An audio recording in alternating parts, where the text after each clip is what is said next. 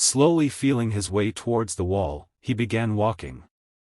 His destination was unknown for now, but he had seen that this room was circular. He would eventually chance upon the exit. Using the statues and platforms to hide, he started his journey. But just then, he heard it, the heavy steps of movement and the scraping of the door. The steps weren't towards him, so he knew he was safe for now, but if the door closed, then he would be trapped in here with whatever it was that was killing people. He couldn't run because he would fall, and that would make noise, which would alert the enemies to his presence. With every step that was taken, his heartbeat grew faster and louder.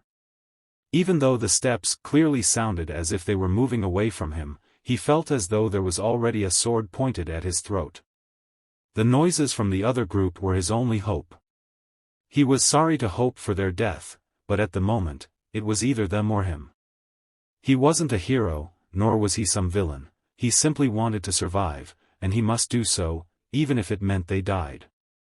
Quickening his steps, the man followed the wall, bypassing many statues and platforms until he could finally see the door.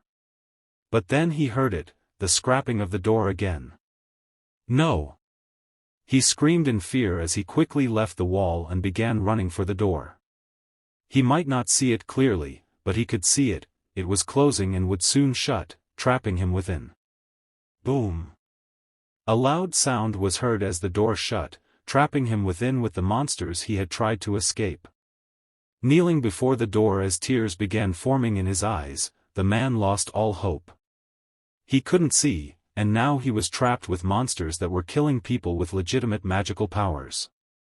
He could feel the eyes on him, the pressure, and the insignificance between himself and the monsters within the room.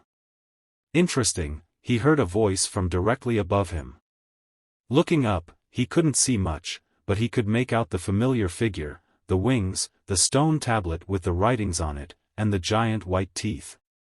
Nothing is interesting here, monster. I may not have any magic powers, but I am still a black belt in Krav Maga, the man said as he summoned the courage to stand. Taking a stance and ready for battle, the man steeled his resolve. If he was to die, then he would die in battle, not begging. Interesting, the creature said again. Looking up at it, the man suddenly saw a massive pillar flying towards him before he was hit and sent flying into the door. Blam! The man splattered on the floor from the door, his entire body aching. He couldn't move at all, and blood flowed from each of his orifices. You're different.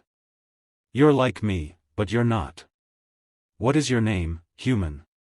Kirk, the man replied, gagging on his own blood.